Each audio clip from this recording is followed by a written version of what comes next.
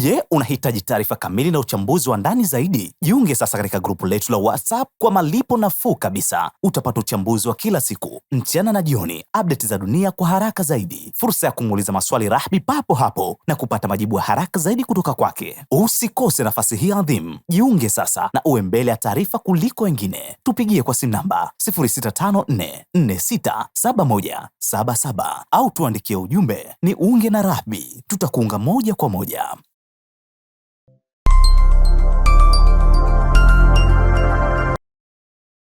Niliwaambia tangu ujio wa pili wa Donald Trump una kitu kimoja, kutaka kuwaumbua sana, naweza kusema wazungu au ulimwengu wa magharibi kwa jumla. Yani kuwaumbua, kuonyesha yale yote yaliyofichwa nyuma yao. Ndio lengo kubwa. Yani ukiangalia harakati na michakato inayofanyika ya Donald Trump, ni michakato ambayo inawaumbua yale walioyaficha. Yani yanaanza kudhihiri kwa wazi kwa pande zetu, yani kwa upande wetu. Lakini unaweza kusema kuwa, chukua Joe Biden. Kwa Biden ilikuwa imeanza, lakini walikuwa na ile kitu, hebu zuia kidogo bana, huo sio utaratibu wetu. Licha ya kuwa tunafahamu kuwa yes, hawa wote wako hivyo, huo sio utaratibu wetu. Lakini kwa Trump ameamua kudhihirisha wazi kile ambacho huwa kinafichwa. Niliwaambia mfano wakati Trump anagombea na Kamala Harris, kama mnakumbuka. Trump wakati kura za maoni za ndani ya Marekani kabla ya uchaguzi zilishindwa kuonyesha nani atashinda. Yani hadi kura za maoni za mtu mmoja mmoja, ambapo kuwa ndio Marekani kuna taasisi nyingi kubwa zenye uwezo mkubwa wa kufanya kura za maoni za kujua mgombea gani ana mvuto kiasi gani na atashinda kiasi gani, kura zitapigwa kiasi gani, kupitia watu ambao wanawahoji. Zilishindwa zilishindwa kutoa jibu kuwa kati ya Kamala Harris au Donald Trump nani atashinda urais. Unajua kwa sababu gani? Sera za Trump zilikuwa ni sera za utata, ni sera ambazo zilikuwa nyingi zimetoka nje ya mstari, hazizingatii haki, utu wala ustaarabu.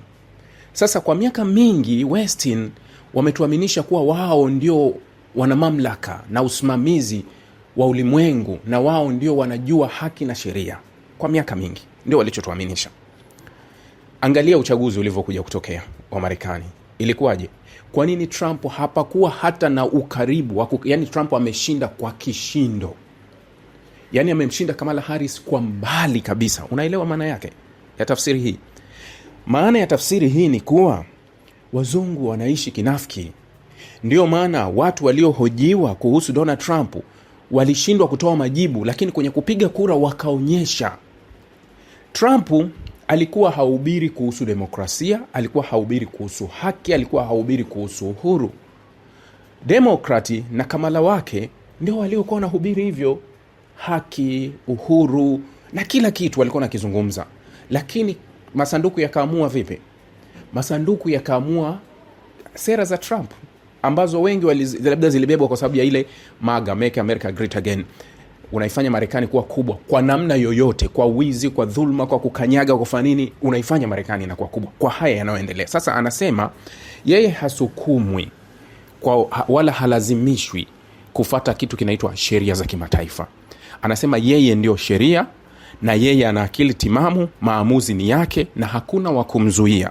Alizungumza hilo wakati anaelezea kuhusu Greenland, kuwa alikuwa anaongea na CNN, anasema kuwa Greenland itakuwa Marekani. Kwa hiyo haangalii international laws nasemaje kuhusu kuwa ule ni eneo ambalo liko chini ya Denmark.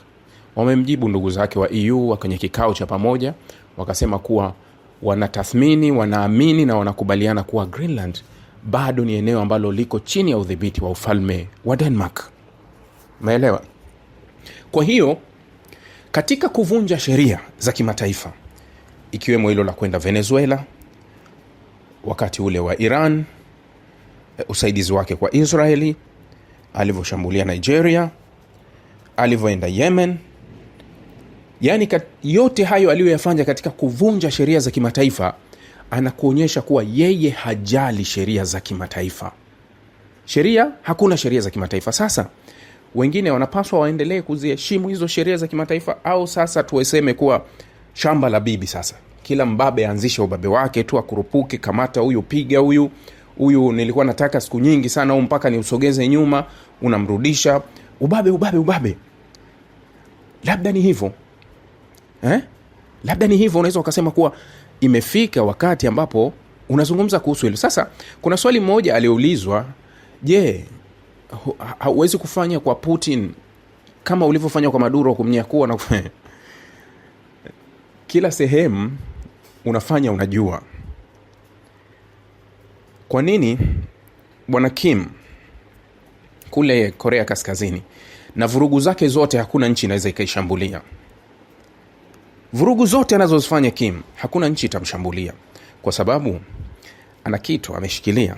Ndio maana walianzisha sheria kali sana za kumiliki nyuklia. Hapana, nchi zisimiliki nyuklia. Ilikuwa lengo la kuzuia nchi zisimiliki nyuklia, na ambalo limepitishwa na limeidhinishwa na wote wanaomiliki nyuklia, na kupitisha mpango huo kuwa nchi hazitomiliki tena masilaha ya nyuklia, kwa sababu hizi nchi hatuwezi tena kuzipora. Na wote wakakubaliana kuwa kila mmoja akimiliki nyuklia, baba, sisi nchi zingine hatuwezi kuishi, kwa sababu wengine hatuna chochote. Sisi tunategemea hizo nchi tukazipore. Ndio sasa unafikiri wale wakimiliki nyuklia wao utaingia? Huwezi kuingia. Ndio maana kukaanzishwa utaratibu kuwa nchi zilizokuwa na nyuklia zibaki hizo. Zikibaki hizo, basi wengine wote hawaruhusiwi kumiliki nyuklia.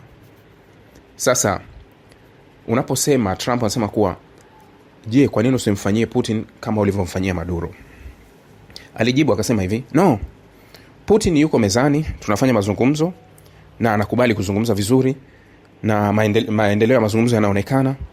Akaulizwa tarehe, sasa hebu tupe tarehe ya kadhia hii ya nini ya Ukraine, labda akasema hana tarehe maalum ya kuweka. Mnakumbuka mazungumzo yangu wiki 2 zilizopita niliwaambia Marekani ataanzisha jambo jingine, halafu hili swala la Urusi na Ukraine wakati ule ambao mnaaminishwa kesho kutwa wanafikia amani. Nilisema si kweli. Mchakato wa kumaliza mgogoro wa Urusi na Ukraine ulikuwa mbali sana, ila ilikuwa tu ni ile drama ya Trump kuonekana kuwa anafanya kazi, au yeye ndio master, au yeye ndio suluhu ya matatizo ya dunia. Lakini kiukweli hapakuwa na ukaribu wowote wa kufikia makubaliano na Urusi na Ukraine. Sasa leo hii mjadala wote wa kimataifa ni Venezuela, mjadala wa kimataifa ni Irani, mjadala wa kimataifa ni yale yanayoendelea kwingine duniani. Urusi Ukraine yuko mbali zaidi. Nililisema kuwa liko mbali sana. Sasa anasema kuwa tuko mezani, lakini ameshindwa kutoa tarehe kabisa ambayo itamaliza huu mchakato. Sasa swala jingine ambalo Trump amelizungumza, Trump anasema hivi, muda mchache ujao, yani siku chache zijazo, Marekani itakuwa inamiliki zaidi ya nusu ya mafuta duniani, kati yake ushirikiano wake na Venezuela. Hivyo unaweza kuamini kuwa hivi sasa Marekani wanaona mafuta ya Venezuela ni yao. Yani Trump anavyozungumza kuhusu mafuta ya Venezuela, utadhani yapo kwenye ardhi ya Amerika. Venezuela, Marekani tutamiliki 55% ya hifadhi ya mafuta duniani. Yani rasilimali za Venezuela hivi sasa zinahesabika ni zao. Bila shaka kama jiografia ingekuwa Venezuela ipo Mexico, basi Marekani wangeishaichukua. Iwe kwa nguvu, iwe kwa nini, Venezuela ingekuwa Amerika. Wangevamia, wangetumia ule upuuzi ule wa Florida na wapi wote kwenda kupokonya yote wangetumia. Kama wanachotaka ukifanya kwa Greenland hivi sasa. Kama ingekuwa Venezuela ipo sehemu ilipo Canada au sehemu ilipo Mexico, basi Marekani wangeshaichukua. Nisema mbali tu, unashindwa utakataje, yani utakata nchi ngapi mpaka ufike huko. Sasa Trump anasema wao watamiliki 55% ya hifadhi yote ya mafuta duniani. 55%. Ngoja nitafute hii taarifa nikusomee vizuri jinsi Trump anavyozungumza kuhusu mafuta ya Venezuela kama ni ya kwake. Rais Donald Trump amesema Marekani itadhibiti zaidi ya nusu ya uzalishaji wa mafuta duniani ikiwa makampuni ya Marekani yatarejesha upatikanaji wa sekta ya mafuta nchini Venezuela. Venezuela ambayo ina akiba kubwa zaidi ya mafuta duniani ilitaifisha mali za makampuni ya Marekani katika miaka ya 2000 wakati wa uraisi wa socialisti Hugo Chavez.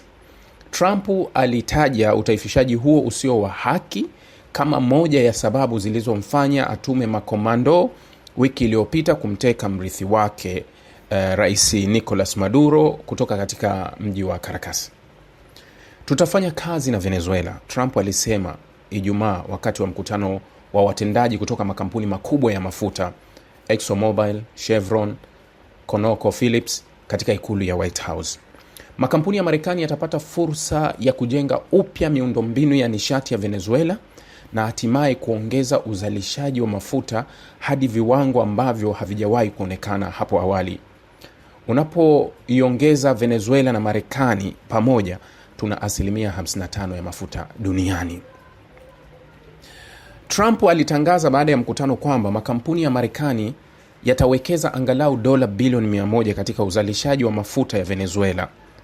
Mkurugenzi mtendaji wa Exxon Darren Woods alisema hata hivyo kwamba Venezuela haiwezi kuwekeza bila marekebisho ya kanuni na marekebisho ya sekta yake ya nishati.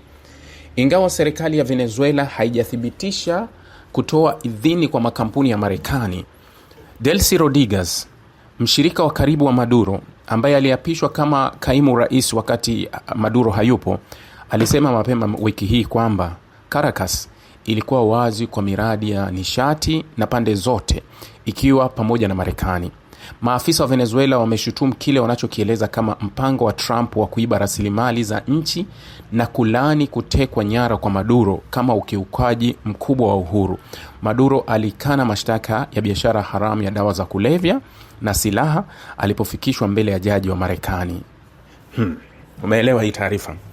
Umeelewa hii taarifa? Sasa kuna makala moja nilikuwa nikisoma nikapata ya sehemu nyingine nikajaribu kuikazia ile nilikuwa nikisoma. Nilikuwa natafuta sababu ya mafuta ya Marekani kumtoa roho na udenda Marekani kuelekea Venezuela. Yani hii dunia, nikaenda kupigia mstari kile kitu ambacho huwa ninawaambia mara nyingi.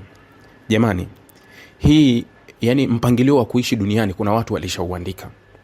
Skripti nzima ilishaandikwa ya watu mtaishi vipi kwa miaka 100 mbele au 200, mtakuwa mtafikia wapi. Yani kuna watu, jana niliwasomea taarifa ya kuhusu UAE kukataa kupeleka watoto wao kusoma Uingereza.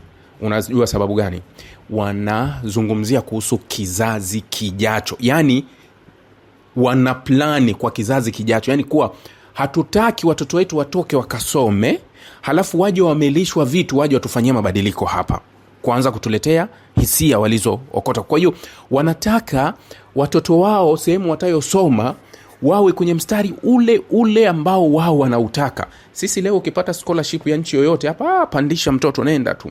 Na si tu watu binafsi, viongozi wa serikali yani wanaenda tu mradi mtoto wangu anasoma Oxford, mtoto wangu sio anasoma wapi, mtoto wangu anasoma Ujerumani, anasoma sijui Australia.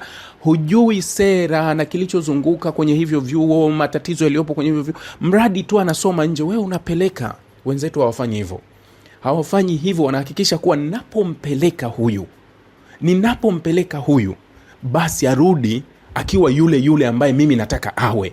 Sio aende arudi awe amebadilika, aje kuwa mwingine. Hilo wao hawalitaki. Sasa nilipokuwa napowaambia kuwa ukitazama mpangilio wa dunia ulivyoandikwa katika makala hii nilikuwa nikisoma, huwezi kuamini kuwa program nzima ya Marekani kuingia Venezuela imeratibiwa na Wazayuni. Wazayuni, ninapozungumza Wazayuni unanielewa. Sizungumzi kuhusu Wayahudi. Wayahudi wengi ni watu wazuri tu. Tumewaona ndani ya Marekani. Tumewaona kina Bernie Sanders. Tumewaona yule mwanamama. Tumewaona Anna Kasper. Tumewaona wengi Wayahudi wakizungumza kwa toni tofauti kabisa. Wakiwa wanazungumza kwa wachambuzi wakubwa tumewaona Wayahudi. Ninapozungumza Wayahudi naweza nikatofautisha kati ya Wazayuni na Wayahudi. Wayahudi wamekuwa ni waungwana dhidi ya jamii zingine, lakini ndani ya Uyahudi kuna Uzayuni. Mtu anaweza kuwa Mzayuni akawa sio Myahudi. Hili nimeshalitoa somo lake mara nyingi, kuwa Uzayuni na Uyahudi ni vitu viwili tofauti. Uyahudi ni asili ya dini ya watu na ni dini, alafu ni kabila, unaweza kusema kuwa kiasili ni utamaduni, ni kabila, ni dini, vyovyote.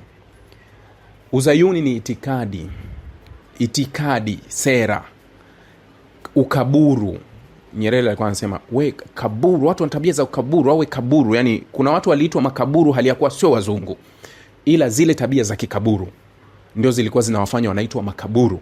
Kwa hiyo kuna Waarabu ni Wazayuni, kama nchi ya UAE yenyewe imejinasibu kuwa ni nchi ya Kizayuni, lakini ni nchi ya Kiarabu. Sio, umeelewa? Kwa hiyo ukizungumza Wazayuni, Wayahudi ni hivyo tofauti. Kwa hiyo program nzima ya kwenda Venezuela imeratibiwa na mradi wa Kizayuni. Lengo, Marekani anapeleka sauti sana na anasikiliza sana kauli zinazotoka kwa Saudi Arabia. Yani Marekani amekuwa akisikiliza sana sauti kutoka kwa Saudi Arabia, na kiasi kikubwa Saudi Arabia humuamulia baadhi ya vitu Marekani. Hiki kitu kinakera sana utawala wa Israeli, kuwa Marekani anaweza akazipeleka nchi zote za Middle East anavyojisikia, hiki hataki, tunafanya hivi, lakini Marekani amedhibitiwa na Saudi Arabia kwa sauti. Ndio maana Saudia walisema kuhusu Yemen, mfutie al-Sharavi kwazo, wakafuta, sijifanya nini. Yani kuna shinikizo ambalo Marekani kwa Saudi Arabia huwa hawezi kukunjua. Sasa tayari Wazayuni, kwa nini? Kwa sababu huyu ndio mzalishaji mkubwa wa mafuta, ana uwezo wa kucontrol dunia na anaweza kufanya nini.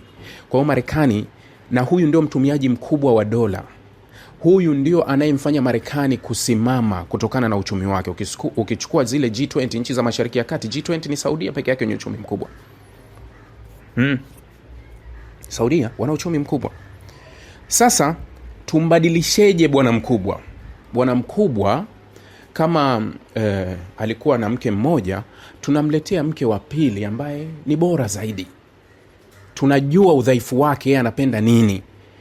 Kwa hiyo tunaenda kumtafutia kwenye vile vigezo vyake anavyovipenda, ndio tunamletea. Mfano, yani huyu si anapenda, labda anapenda mwanamke mwembamba, anapenda mrefu, anapenda wa rangi, anapenda wa hivi, anapenda yani mwenye kala fulani. Sasa sisi tunaishi naye, tunamjua.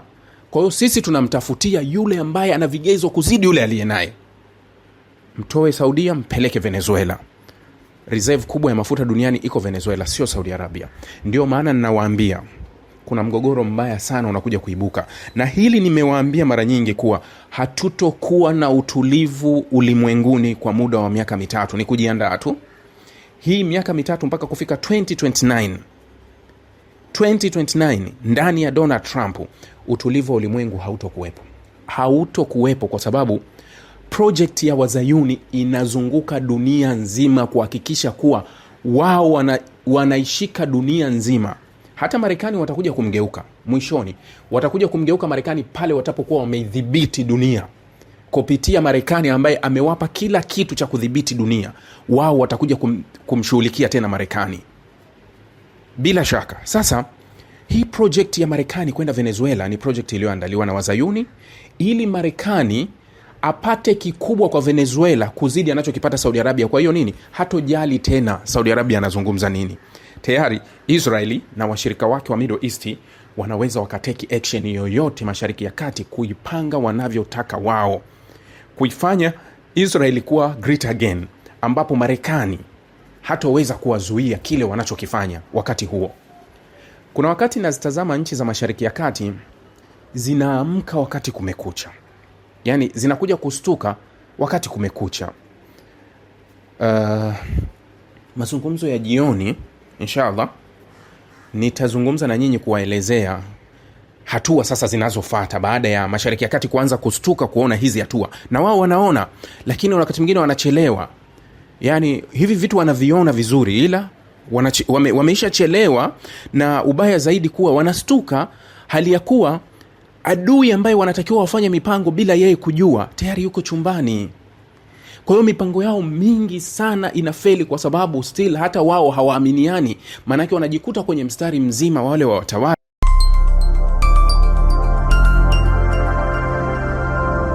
Rahby Digital, haki na ukweli.